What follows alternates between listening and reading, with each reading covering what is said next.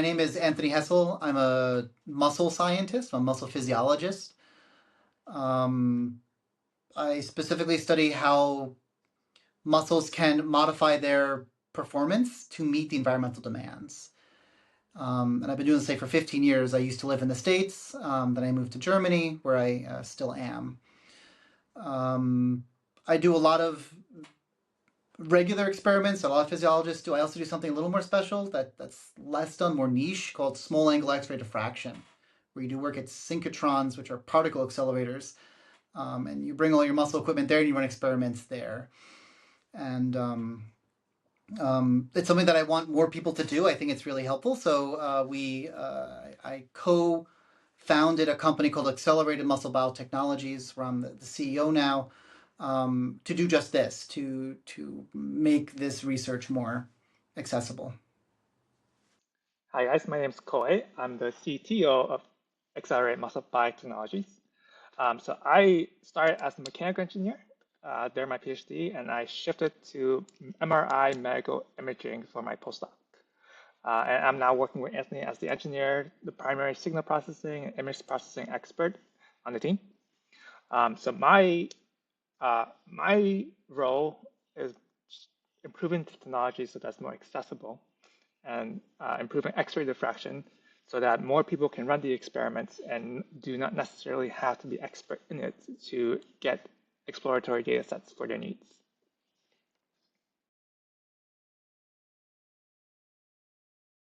So we have a mutual love for Pokemon. After So Pokemon is Bulbasaur.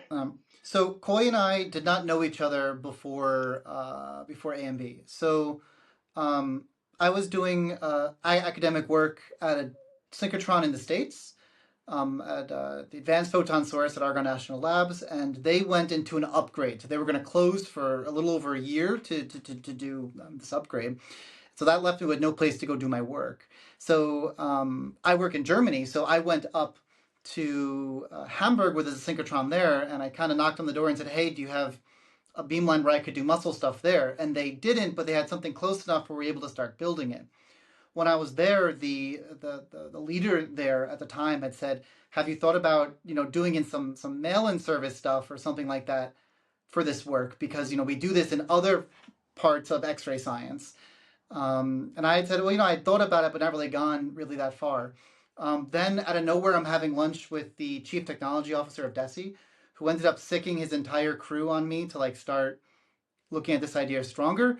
This led to me posting on what was then Twitter, saying, "Hey, I'm looking for someone to join me on this venture," which is how Koi got into this. And originally it was like, I want to make some software that makes analysis easier. And now it's kind of exploded into this much larger, more broad contract research organization. Yeah, so at the time of that Twitter post, I think I was towards the end of my postdoc doing MRI imaging, and I was at that do I want to stay in academia, and keep doing research? And I was also looking for jobs at the same time. And for me, my biggest deal breaker regarding academia was that I could not pick where I live unless I was a superstar, which I'm certainly not. Uh, uh, and this aspect with AMB with Anthony's came at a great time. So so imagine this: you're looking for a job. There's a Twitter post about someone in Germany who you don't know wants to do a startup. The only way that we're connected and the only way that this worked was because our PhD advisors were friends. And had that not been the case, I would not have been interested in working with Anthony. And so my PhD advisor, Madhu, he forwarded me the Twitter post from Anthony, and then we started talking. Yeah, and then that things happened from then on.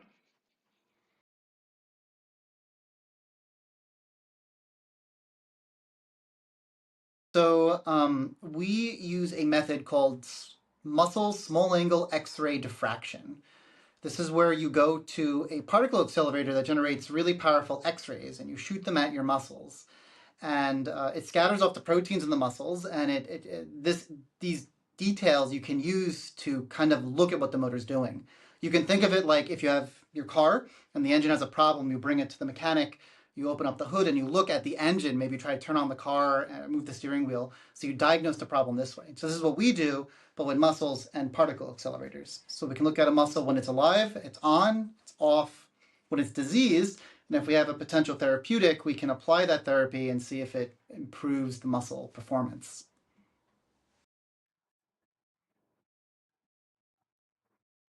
So there's lots of applications. So muscle X-ray diffraction, what it really does is give you a molecular lens into what's happening down there in living muscle. So like there's other technologies that can give you molecular lens, but it's often in fixed tissue where you have to chemically fix the muscles in place, and that may not necessarily be physiological. So a lot of applications we do is we provide the molecular structure components of a lot of research questions. A question that we're very, very often asked to do is, here's a muscle. Can you please record using muscle diffraction what's happening before or after either a drug or treatment, um, different stretch states, different temperatures, and we make that measurement and we provide, and it gives very strong information at the sarcomere level that you just can't get with any other technology in live tissue.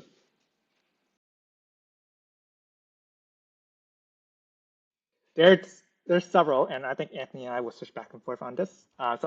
The biggest issue is that it's a muscle diffraction is a very niche technology in the sense that very few people can do it.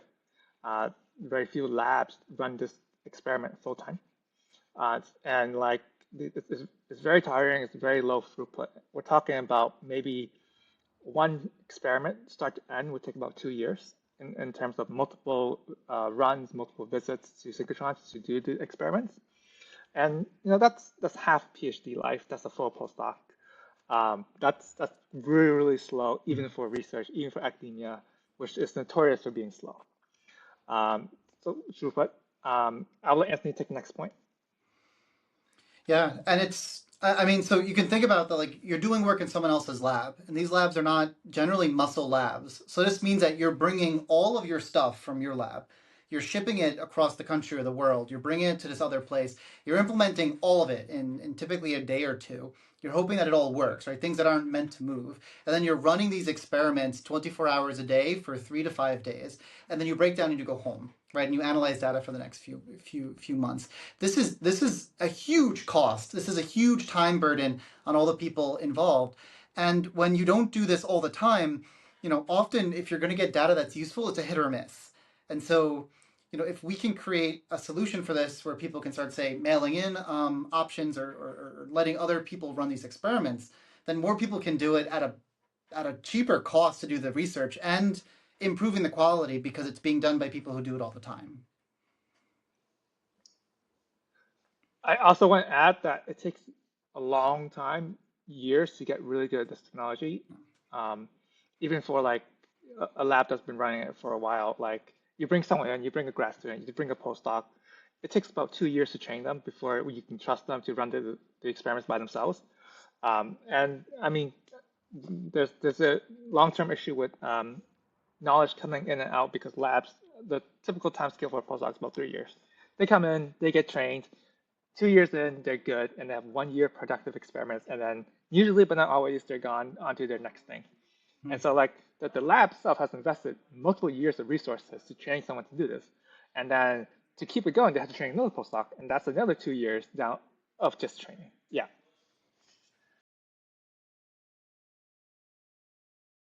I think Anthony and I have slightly different answers for this. But so I would say my answer, which is uh, people do a lot of research. A lot of it don't become clinically relevant or societally relevant. And my goal for this technology is to bring it from a very niche technology that's only used by few labs to something that's used by many people and something that will eventually have like long-term societal impact, something that we frequently use, say like treating patients, diagnosing different pathologies that are related to muscle diseases.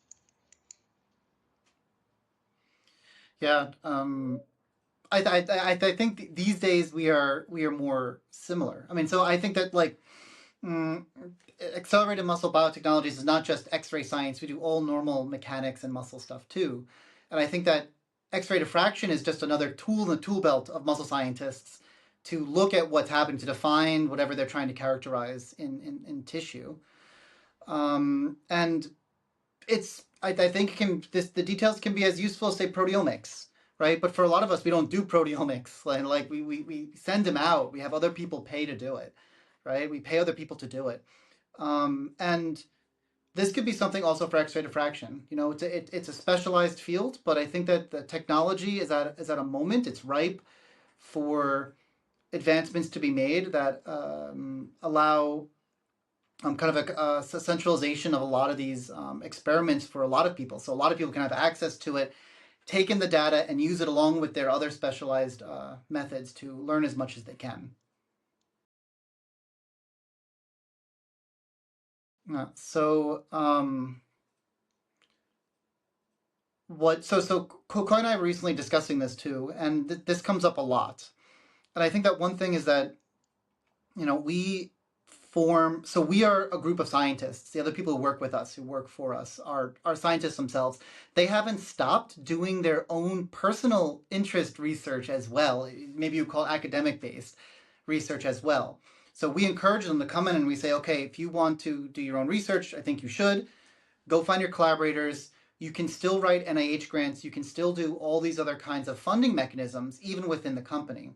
And so it's not just that we're doing research for clients, which we do, but we're also doing research with collaborators um, uh, as equal partners in this like larger this larger consortium, right? And publishing papers, going to conferences. So I think that that is one thing that is different about kind of how we operate and what Yeah, we kind of expect from employees versus other places. yeah. I second that point. Like we're scientists first, um, and like I mean, on the side, I look at seashells and sea urchins. This has nothing to do with AMB, but I can't do that research if like I don't do more fundable research. And so like what I imagined for AMB is that like it's a mechanism for people to get paid to do their what drives them, their own personal research projects. And it's been working out so far, and we're pretty happy with how things have turned out.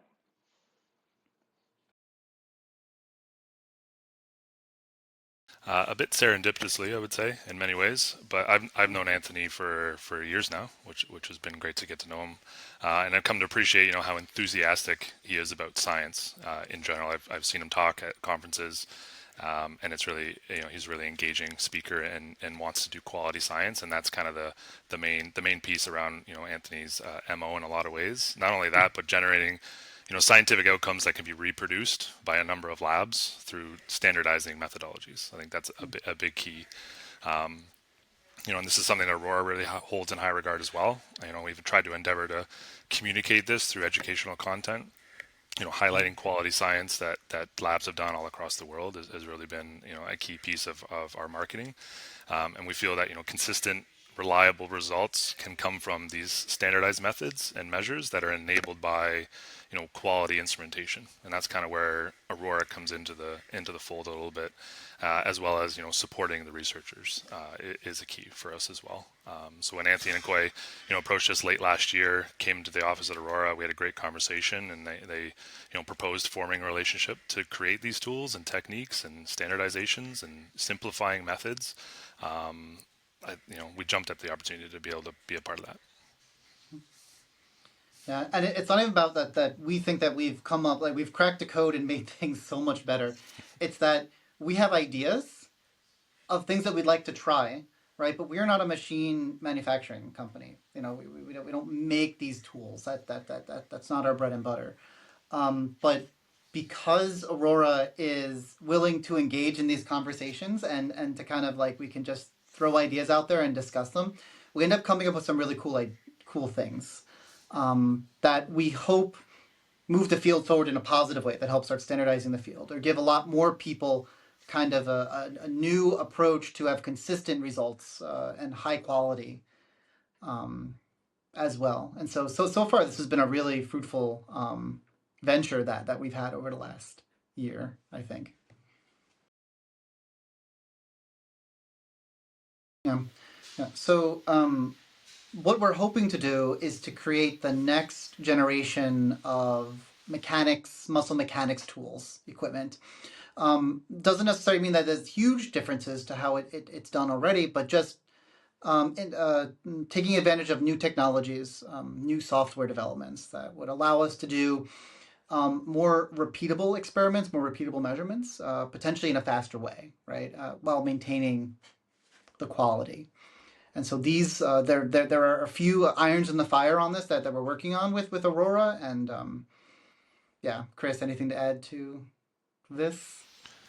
No, I think that's a really astute point, is trying to find technologies that can maybe simplify things that are perceived as difficult or low throughput or high cost.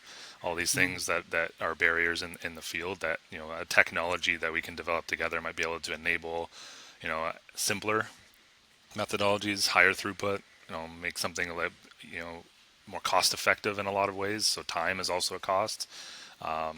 Utilizing our strengths as well to maybe innovate in the educational space and training Mm. space, to take, labs that may not know a technique very well, and be able to Mm. learn how to do something, or labs that do it but maybe want to be able to do it Mm. better or more reliably in a longer term. Yeah, and I mean, let's not lose that. What's really helpful is that Aurora interacts with everyone, like everyone in the muscle space, hundreds, if not thousands, of individuals who complain to them about their problems, right? And of course, we have some similar problems that we complain with. And when we think we have an idea for it, Aurora is all about considering how to fix these problems, especially if everyone else is having them too. And so it doesn't always mean that we're coming in with an answer already. It means that though we've identified the problem and we're trying to think creatively and thinking about new technological advances that exist that would allow us to now solve problems that 10 or 15 or 20 years ago like we couldn't answer, but now is answerable. Yeah, it's not just solving the problems; it's solving the problems and making it more accessible. So Chris brought up barriers of technology, which I think is a big point with muscle X-ray diffraction. Like, I don't want it to be something that only like specialized labs can do. Like, I want it to be something that like a muscle lab who doesn't do X-ray diffraction but wants to try out. And then there are commercially available solutions that they can just buy and try out. Whereas before, it's just they had to collaborate with someone or train someone themselves to do it. And like when you can buy equipment, the time to get something just to try is Mm. months rather than years. And I think that's a really big thing that can come out of this partnership. Yeah, and this doesn't remove the need for skilled hands. Like it'll always. We're not saying that like now anyone can just come off the street and do these experiments. It'll always require someone with dedicated expertise. But there are problems in the field that we all know. Like why can't we all get cells to glue to glass needles the same way? Like why don't they all hold? Like why is it we're still fighting these battles? Right? That's like one of many kinds of like fundamental methodological considerations that come into like experimental error and user error and things that we can't really control and no one ever writes down into papers to discuss them, right? And so like can we make this better? What would be some solutions for it? Like that's where like the problem has been found, and then we're starting to dig deep on solutions for them.